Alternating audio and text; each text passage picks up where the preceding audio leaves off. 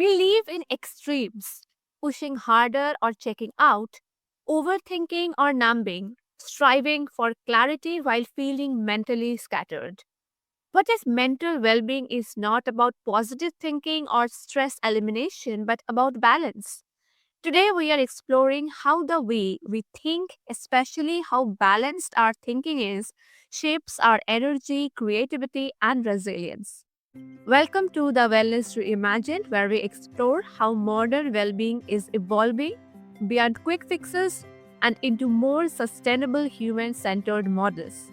I'm your host, Shreya, and today I'm joined by Dr. Andre Walton, international best selling author, TEDx and keynote speaker, social psychologist, and creator of the Banish Burnout framework and Spherical thinking.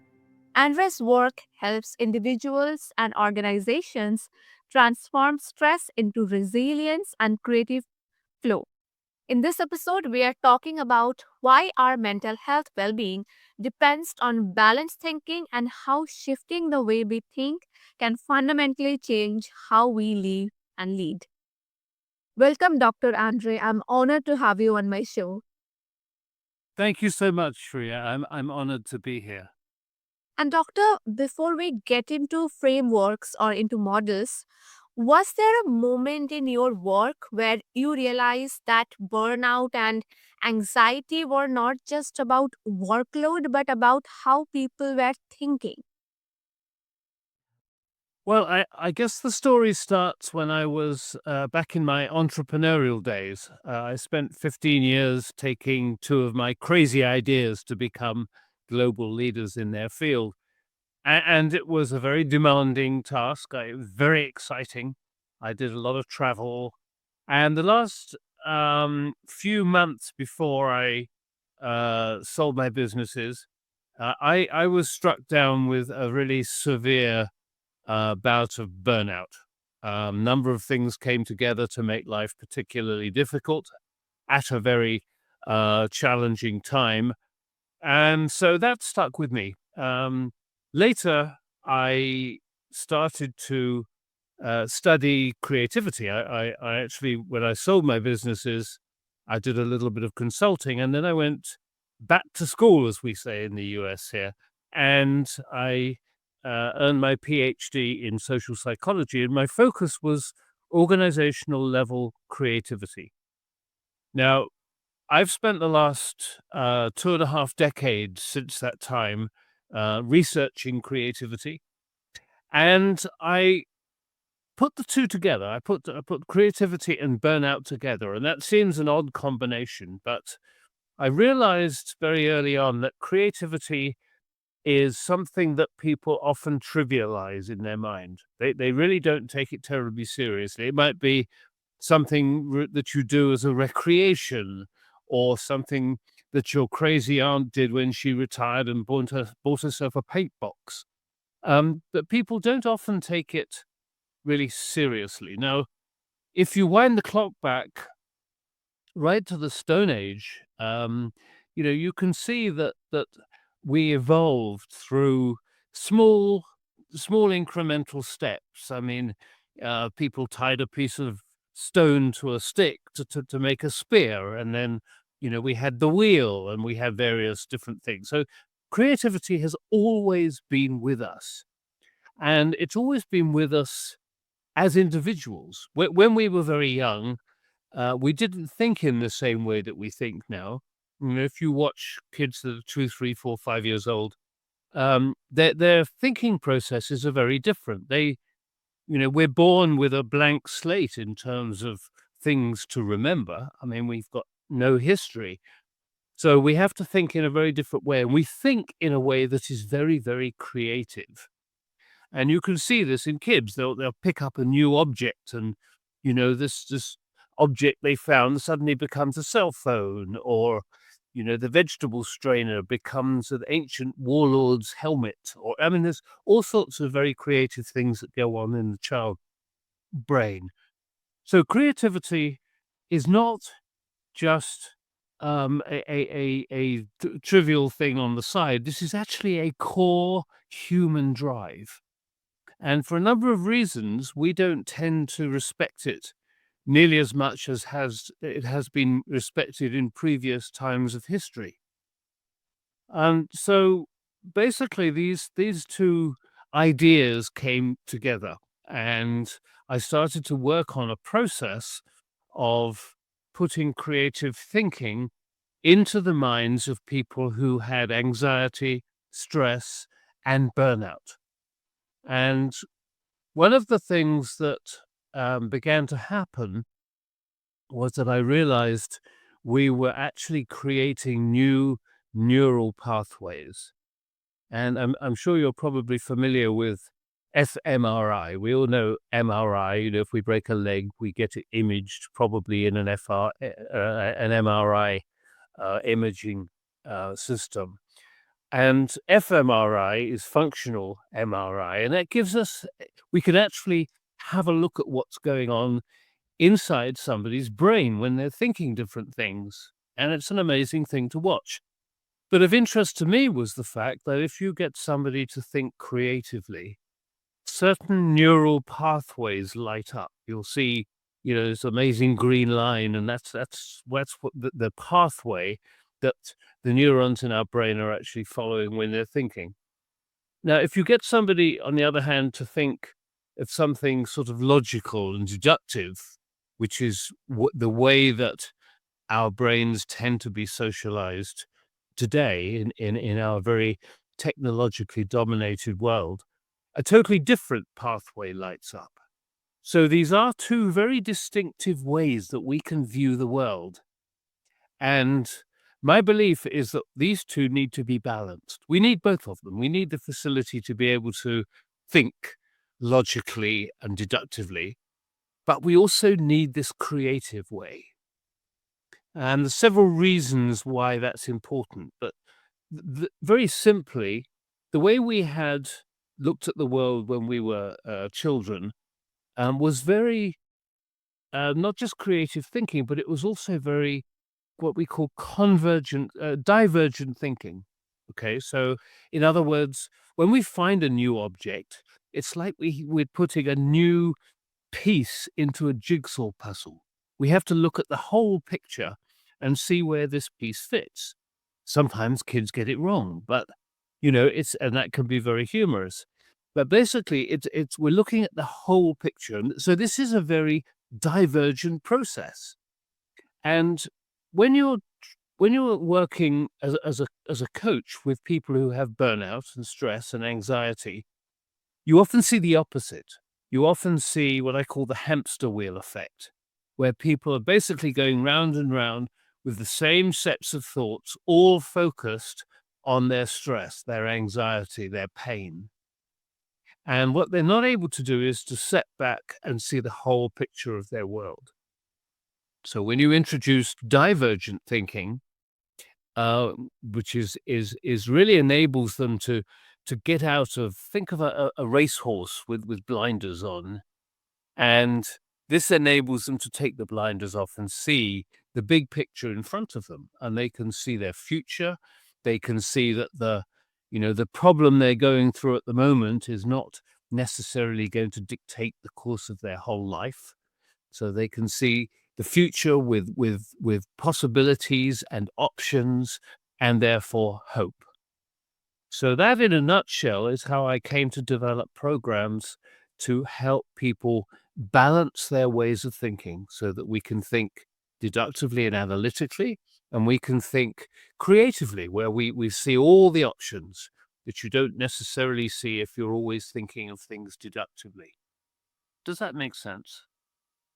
Yes, I think that insight feels so important that the mind itself can either amplify stress or soften it. It's really beautiful. And also, when people feel mentally exhausted or anxious, what kinds of thinking patterns do you most often see underneath? Like patterns that quietly drain energy over time? Well, um, I think that the patterns derive from things that go on when we're stressed. Um, it's one of the pieces of social science that has been shown over and over again is that when we're stressed, we have difficulty seeing choices.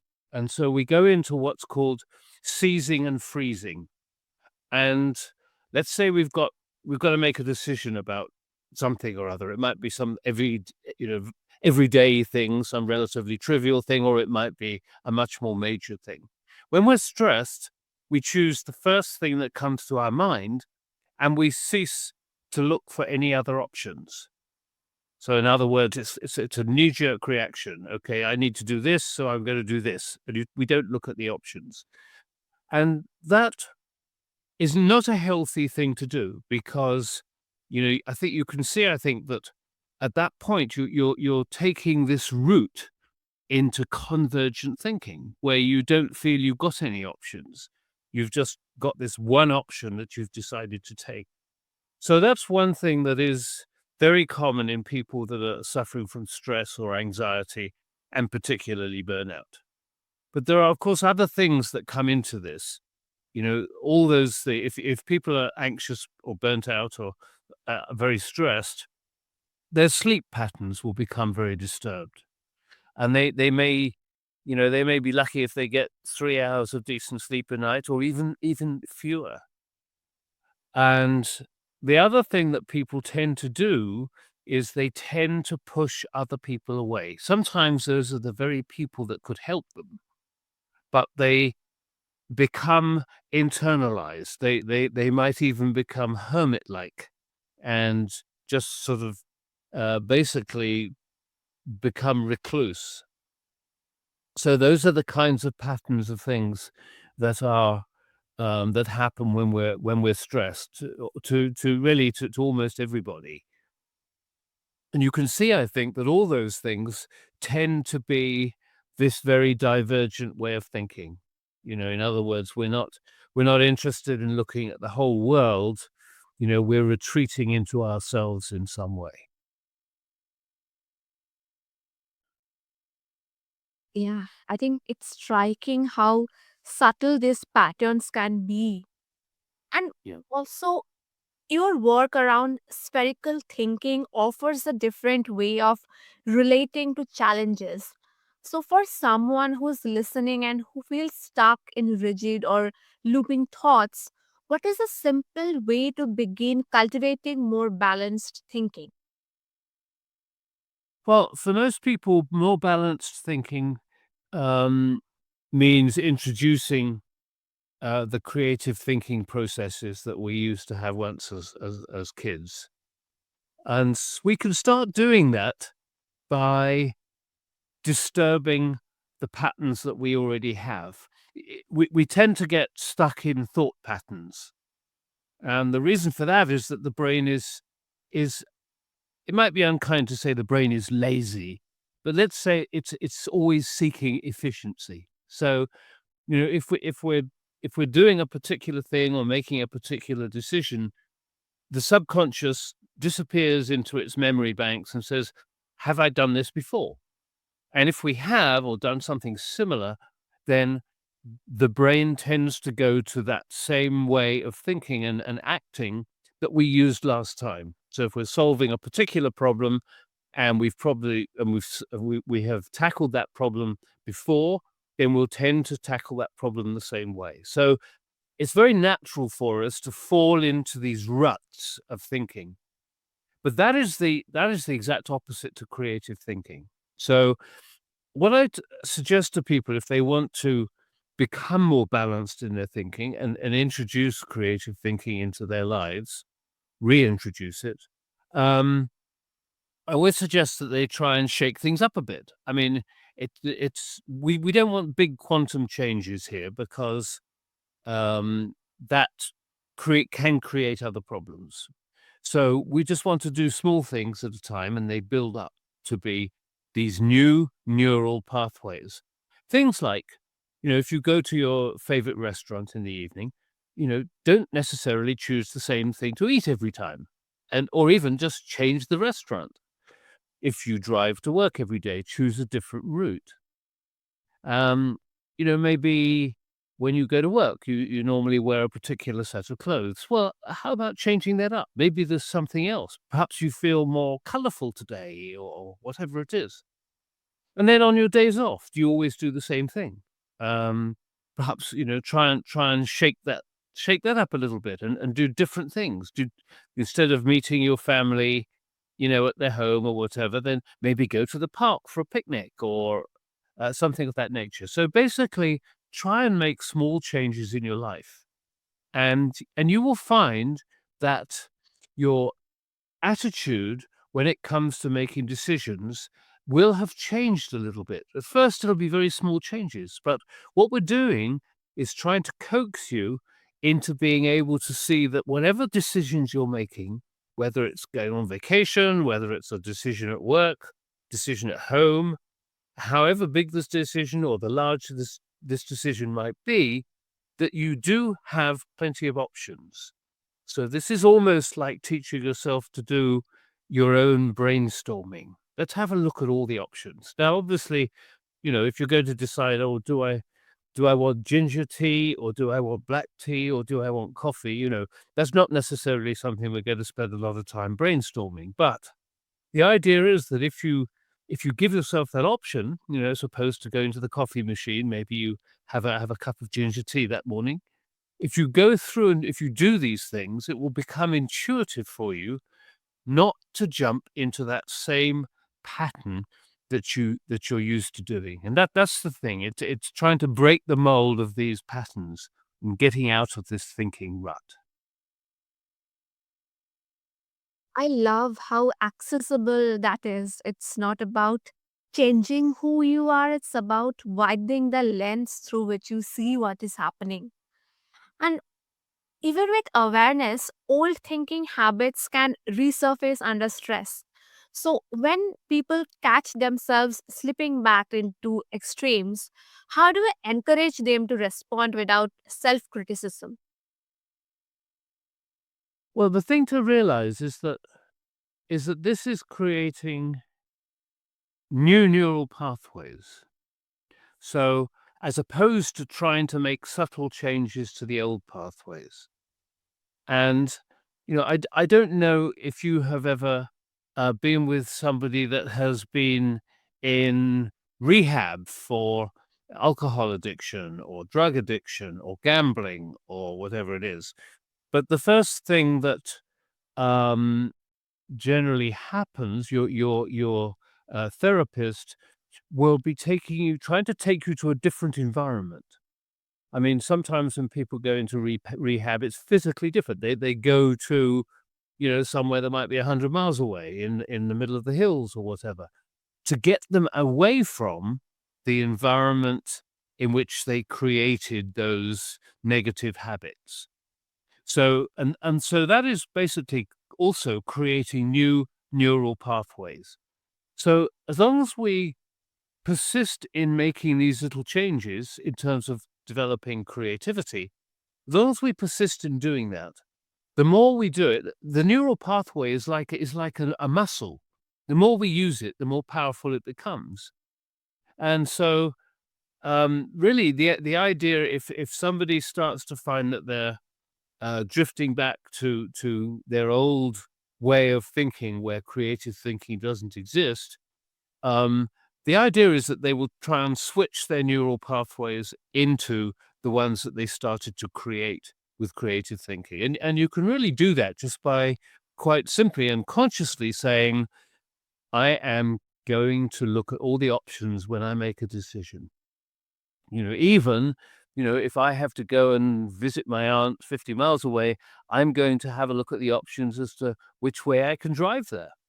Often there's more than one way to get to a particular place. Or, I'm going to cook something for the family today.